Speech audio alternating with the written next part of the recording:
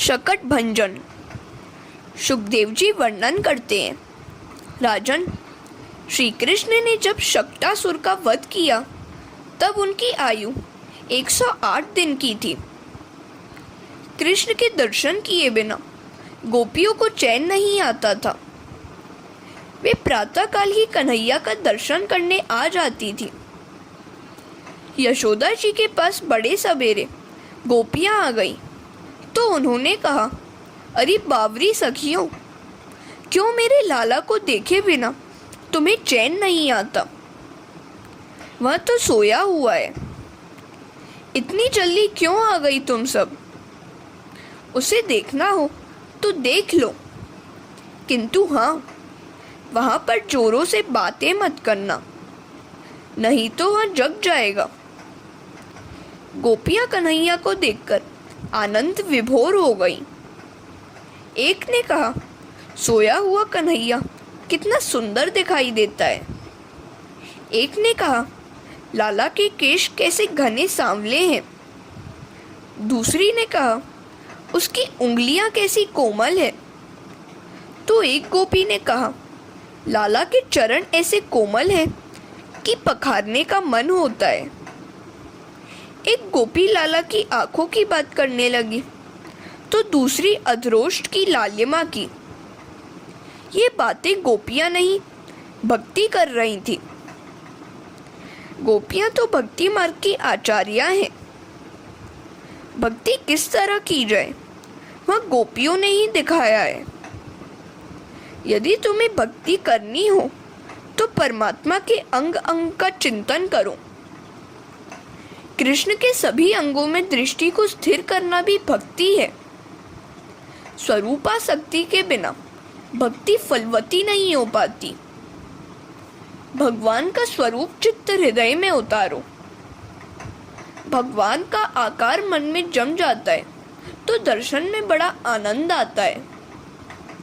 जब तक भगवान के स्वरूप से आसक्ति नहीं हो पाती, तब तक संसार की आसक्ति से छुटकारा नहीं मिल पाता। श्री कृष्ण ने जब अपने सौंदर्य तेज से गोपियों की दृष्टि को और बांसुरी के मधुर वादन से कानों को आकर्षित कर लिया, तब वे आनंद विभोर हो गई थी। गोपियां कृष्ण की ही बातें करती थी, कथा सुनती थी। कृष्ण लीला में, कृष्ण कथा में जगत की विस्मृति हो जाती है। भगवान कहते हैं कि जो व्यक्ति उनका भजन और सेवा करता है, उसके प्रति उन्हें बड़ा स्नेह हो जाता है। जब यादवों का विनाश हुआ था, तब कृष्ण की आंखों से आंसू की एक बूंद तक नहीं टपकी थी। लाला की करवट बदलने पर अंग परिवर्तन नाम का उत्सव मनाया जाए। परमात्मा को घर में पधराने के बाद हमेशा उत्सव करते रहोगे तो वे हमेशा तुम्हारे घर में रहेंगे। भगवान श्री कृष्ण के उत्सव के दिन मन, शक्ति और वाणी का सदुपयोग करो। भगवान का स्मरण भी सारे दिन करते रहो। उत्सव के दिन प्रभु सेवा में देहभान तक भुला देना चाहिए। इस दिन अपनी आंखों से प्रभु प्रेम की व्याकुलता में अगर 2 बूंद आंसू भी न गिर सके तो उत्सव मनाना व्यर्थ ही होगा।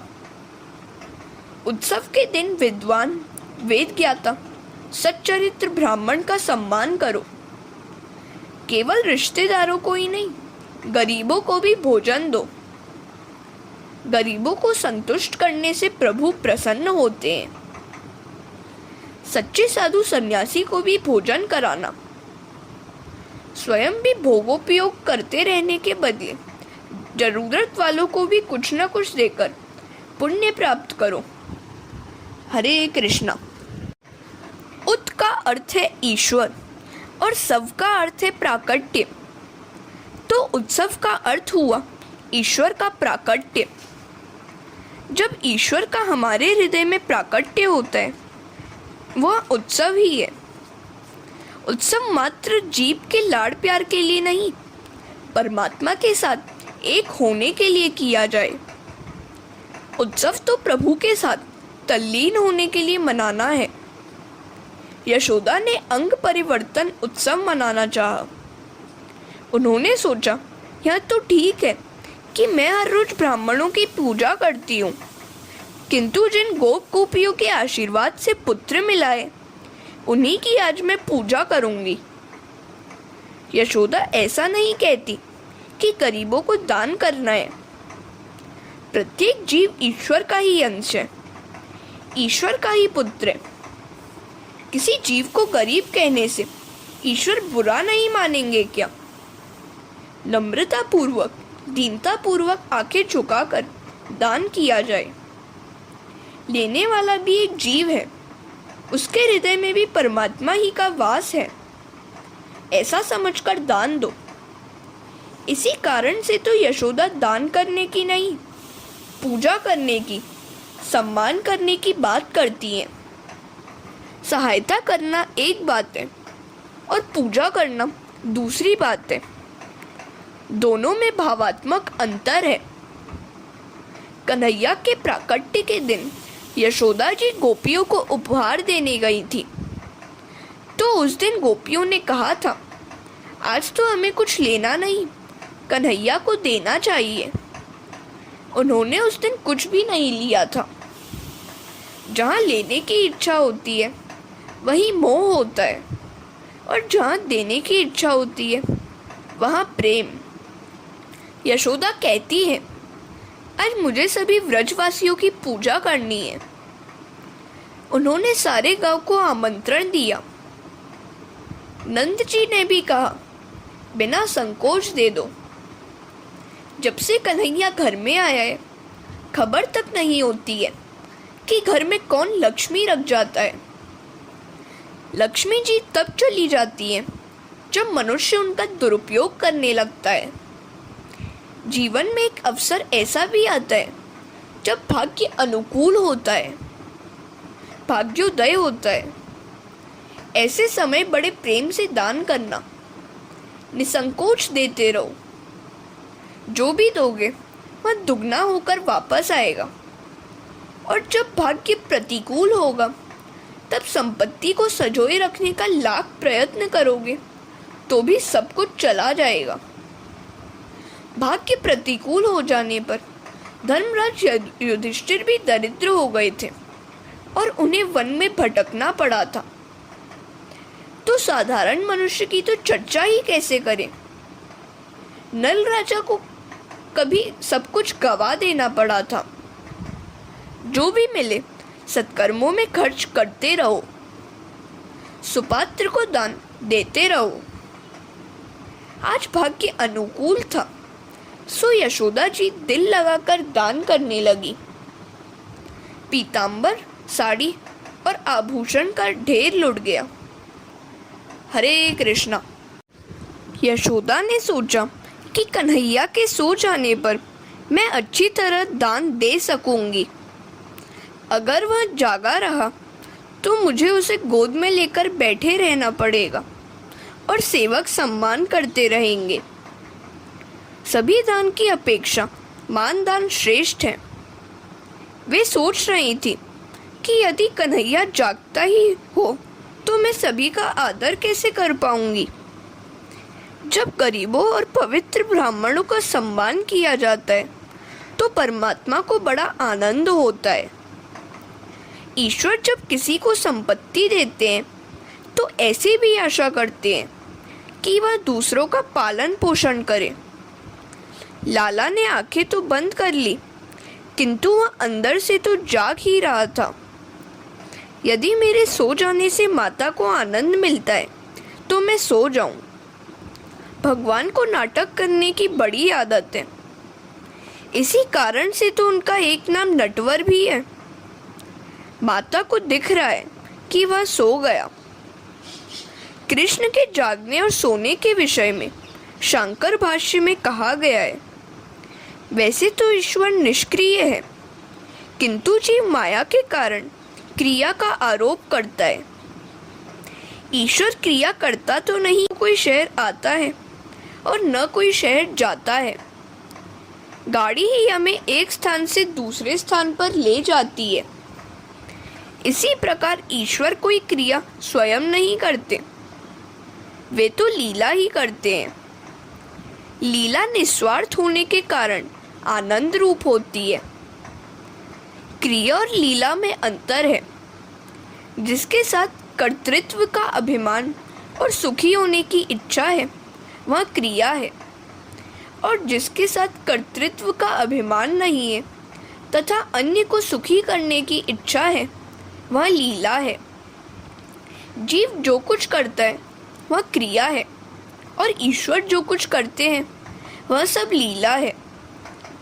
यशोदा जी ने सोचा कि मेरे यहाँ आज सारा गांव उमड़ेगा, सो लाला का पलना यदि बाहर गाड़ी के नीचे रख लूं तो घर में ठीक ठीक जगह बढ़ेगी।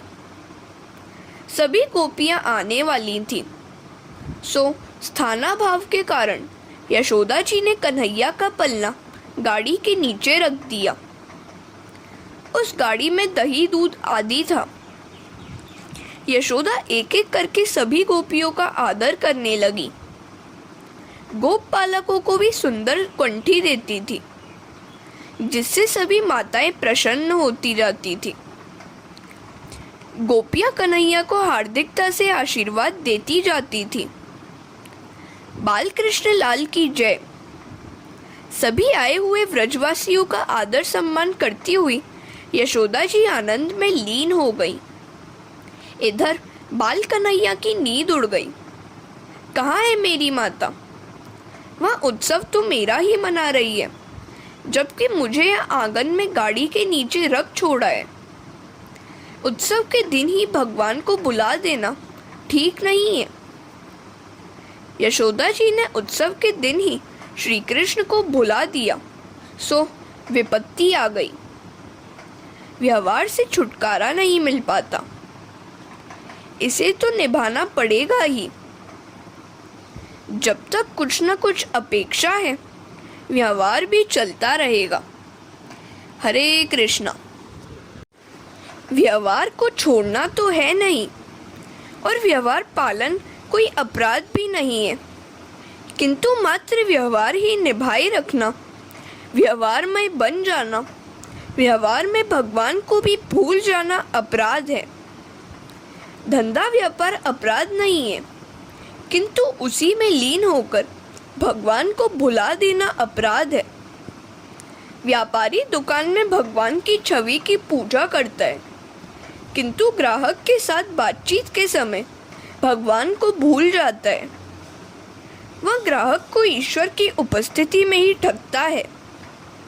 वह ग्राहक को 5 रुपए की वस्तु 25 रुपए में बेचता है और फिर कहता है, तुम मेरे जाने पहचाने हो, सो मैं बिना नफा कमाए ही बेच रहा हूँ। लेने वाला सोचता है कि यह दुकानदार पहचाना हुआ है, सो मूल कीमत में ही माल दे रहा है। ग्राहक बेचारा क्या जाने कि असली भाव, मूल कीमत का अर्थ व्यापारी तो कुछ और ही कर रहा है। दुकानदार का मतलब है, तुम पड़वानो अने हूँ तरवानो, अर्थात तुम गिरोगे और मैं तर जाऊंगा। हम सबका लक्ष्य है श्री कृष्ण मिलन। इस लक्ष्य को हमेशा ध्यान में रखकर ही सारा व्यवहार निभाते चलो। ज्ञानी महात्मा भी व्यवहार तो करते ही हैं, किंतु ईश्वर को वे कभी नहीं भुलाते। गोपियों को सम्मानित करने में यशोदा जी श्री कृष्ण को भूल गईं। कई लोग ऐसे हैं जो उत्सव के समय ठाकुर जी को ही भूल जाते हैं। अरे, ठाकुर जी के निमित्त ही तो उत्सव है, फिर उन्हें ही क्यों भूल जाते हो? व्यवहार का कारोबार करते करते भी ठाकुर जी को निहारना चाहिए। घर के कामकाज करते समय भी दृष्टि ठाकुर जी से ही लगी रहनी चाहिए। जब कोई मेहमान हमारे घर पर आए तो उनको प्रसन्न करने के लिए हम उनसे बार बार बातचीत करते हैं। अन्य सभी कामकाज करते समय भी हमारा ध्यान तो मेहमान से ही लगा रहता है। तब यह तो ठाकुर जी हैं। उनके आगमन पर हमारा मन और ध्यान उन्हीं के साथ ही लगा रहना चाहिए। प्रभु सेवा का कोई अंत ही नहीं है। देह विलय होने पर ही सेवा की समाप्ति होती है। सत्कर्म करने में तो हमेशा असंतुष्ट ही रहो। जीते जी सेवा की समाप्ति करने वाला व्यक्ति सच्चा वैष्णव नहीं है। गोपियों का सम्मान करने में यशोदा जी ने लाला को भुला दिया तो उसे बुरा लगा। लाला ने मजाक करने की सोची, वह रोने लगा, किंतु माता को सुनाई ही नहीं देता था। वह हाथ पांव हिलाता हुआ रोने लगा। रोते रोते उसने देखा कि गाड़ी पर पूतना का भाई शक्टासुर आ बैठा है।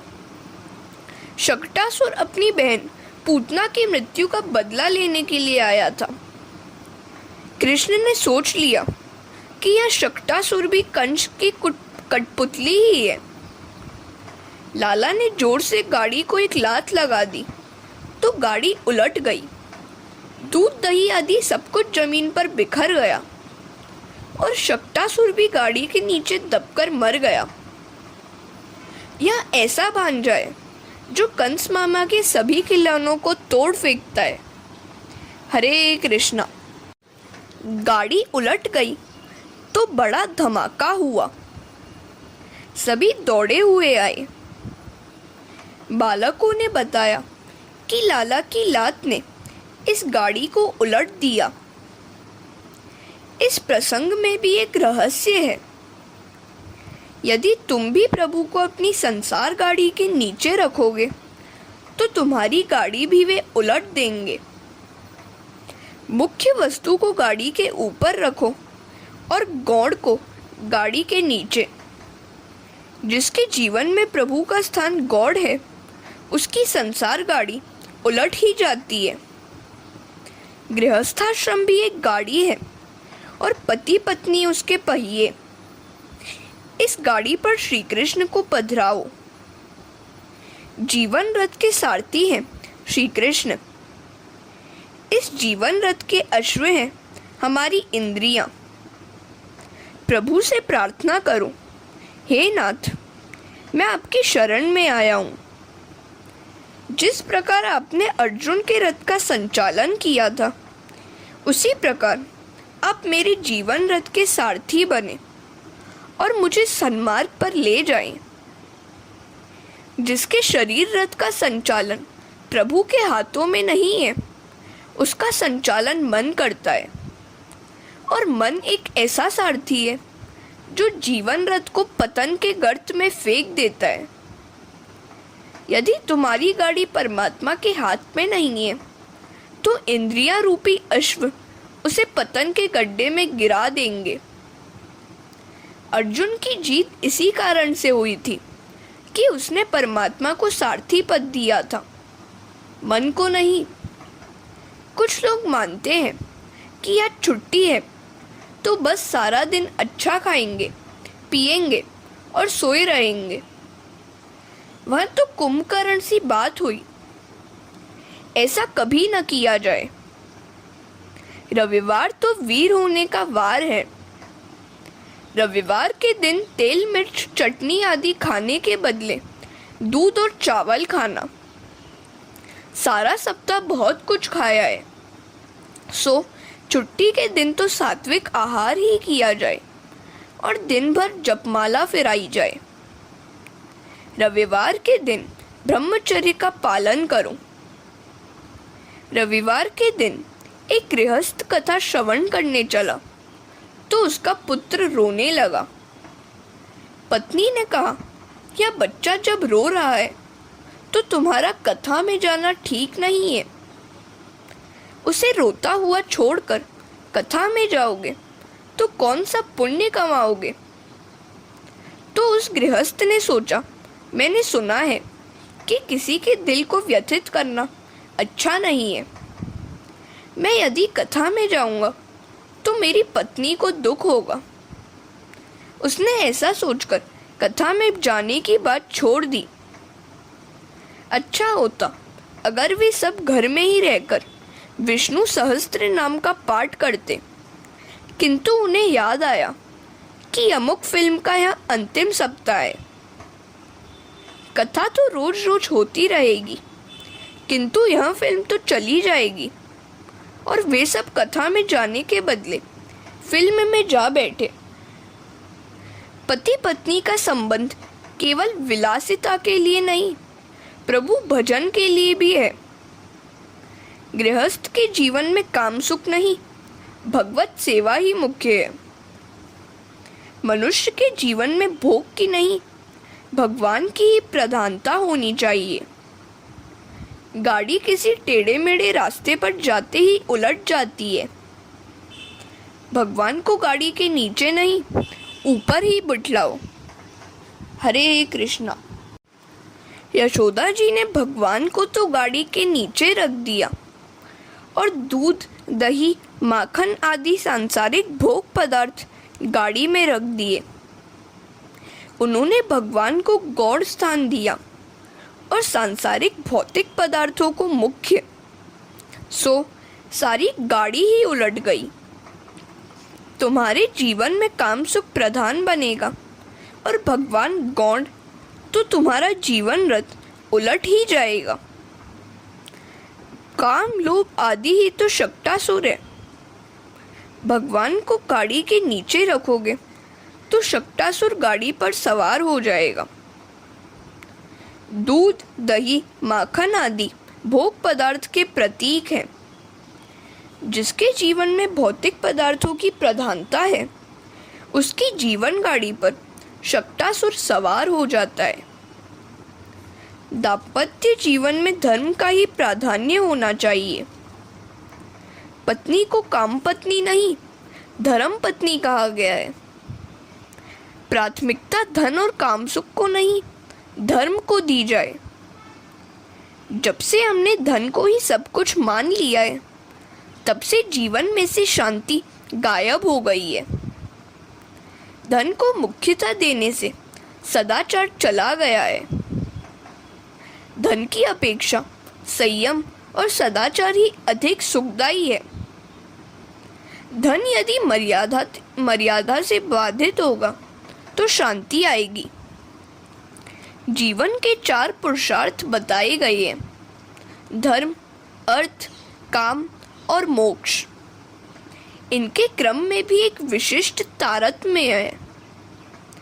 धर्म और मोक्ष के बीच है अर्थ और काम। अर्थ और काम की प्राप्ति धर्म और मोक्ष की मर्यादा में रहकर ही की जाए। अर्थ और काम गौण है, धर्म और मोक्ष प्रधान है। यदि धर्म और मोक्ष गौण हो जाएंगे तो जीवन रथ अधोगति के गर्त में धंस जाएगा। जीवन में लौकिक सुखों का प्राधान्य हो जाएगा तो शक्टासुर सवार हो जाएगा।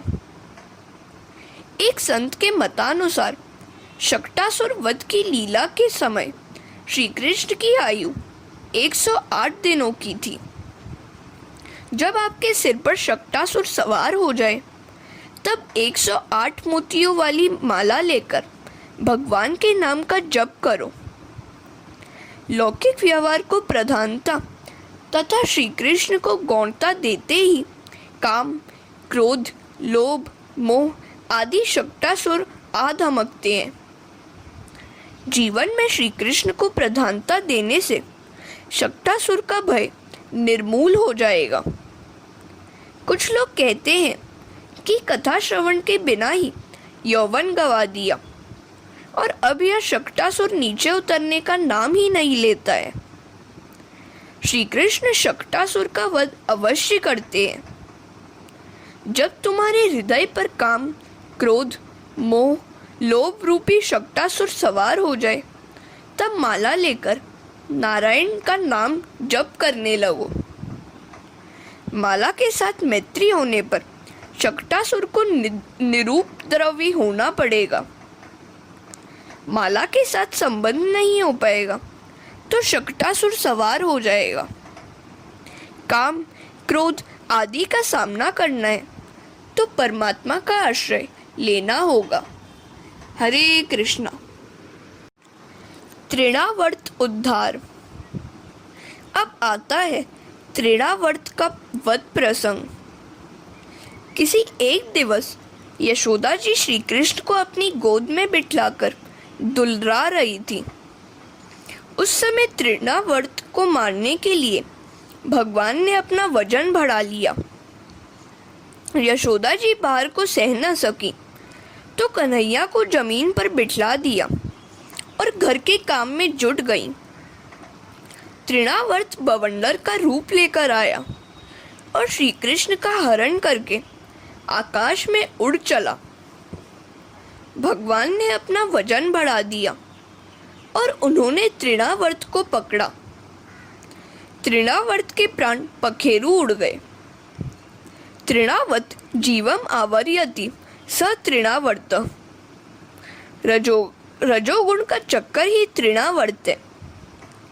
काम और क्रोध है रजोगुण के पुत्र।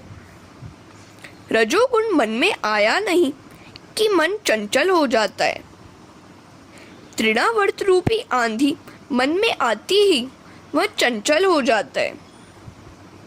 बुद्धि जब ईश्वर से विमुख हो जाती है तब तृणावर्त रजोगुण मन में घुस जाता है और उसे चंचल बना देता है। यशोदा की आंखों में धूल जा घुसी। जब सांसारिक सौंदर्य को निहारने में सुख मिलने लगे तब मान लेना कि आंखों में तृणावर्त आ बैठा है और फिर भगवान दर्शन नहीं देते। कन्हैया धीरे धीरे बड़ा होने लगा। घुटने के बल चलता हुआ वह गौशाला में भी पहुंच जाता था। सभी गायें भी उसे पहचानती थी।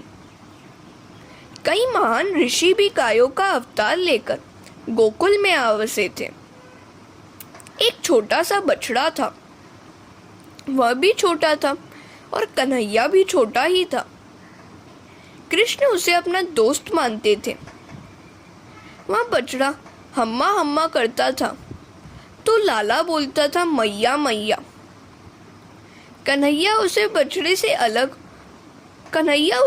से अलग होता ही नहीं था। गाय भी आनंदावेश में बछड़े को भूलकर कन्हैया को चाटने लगती थी। यशोदा को विश्वास होने लगा कि गायों की सेवा की, जिसके फलस्वरूप उनके आशीष से हमें पुत्र मिला है जो गायों की सेवा करेगा। कन्हैया तो उन गायों और बछड़ों के साथ ही खेलता रहता था। वह गायों की पूंछ पकड़कर खड़ा होने की कोशिश करने लगा। माता कहती थी, अरे काना, बड़ा शरारती है तू, ये गाय तो तुझे मारेंगी। कन्हैया का एक और नाम कायम हो गया, वत्स पुच्छावलंबनम।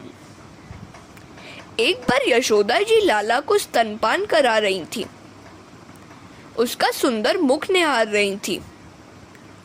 माता का प्रेम देखकर कन्हैया जोरों से दूध पीने लगा। बालक यदि दूध बहुत पी जाए तो माता को चिंता होने लगती है कि कहीं बीमार ना हो जाए। जब तक वैष्णव के हृदय में प्रेम उमड़ने नहीं लगता है तब तक प्रभु भूखे नहीं होते। उनकी प्रार्थना करो, नाथ, मैं आपको तो क्या भोजन कराऊं? आप सारे जगत के अन्नदाता हैं। फिर भी मैंने जो थोड़ी बहुत सामग्री बनाई है आप स्वीकार करें। कन्हैया के अत्यधिक दुग्धपान से यशोदा चिंता करने लगी। तो कन्हैया ने कहा, माता, तेरा दूध मैं अकेला नहीं पी रहा। मेरे मुख में समाया हुआ विश्व तेरे दुग्ध का पान कर रहा है। कन्हैया ने जम्हाई लेने के लिए मुंह खोला और यशोदा जी को समग्र ब्रह्मांड का दर्शन कराया। कन्हैया माता से कहता है, तू अकेले मुझे नहीं, अनंत जीवों को दूध पिला रही है। समग्र ब्रह्मांड को तू दुग्धपान करा रही है। भगवान ने सुदामा को अपार संपत्ति दी थी तो यमराज को चिंता हुई।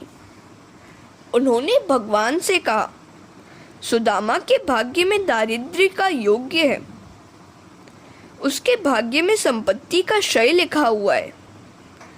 आपने इतना सारा ऐश्वर्य उसे देकर ठीक नहीं किया है। कर्म मर्यादा भंग होगी। कर्मानुसार ही सुख दुख दिए जाते हैं। प्रभु ने यमराज से कहा, मैं वेदोक्त कर्म मर्यादा तोड़ना नहीं चाहता। जो मुझे भोजन कराता है वह समस्त ब्रह्मांड को भोजन कराता है। एक मुट्ठी भर तंदुल मुझे खिलाकर सुदामा ने सारे विश्व को भोजन कराया है। जो श्री कृष्ण को भोजन कराता है वह सारे विश्व को अन्नदान करता है और उसके नाम पुण्य जमा हो जाता है। भगवान मर्यादा को कभी भंग नहीं करते हैं। लाला ने यशोदा जी से कहा, माता, तू केवल मुझे ही नहीं समस्त ब्रह्मांड को तृप्त कर रही है। हरे कृष्णा।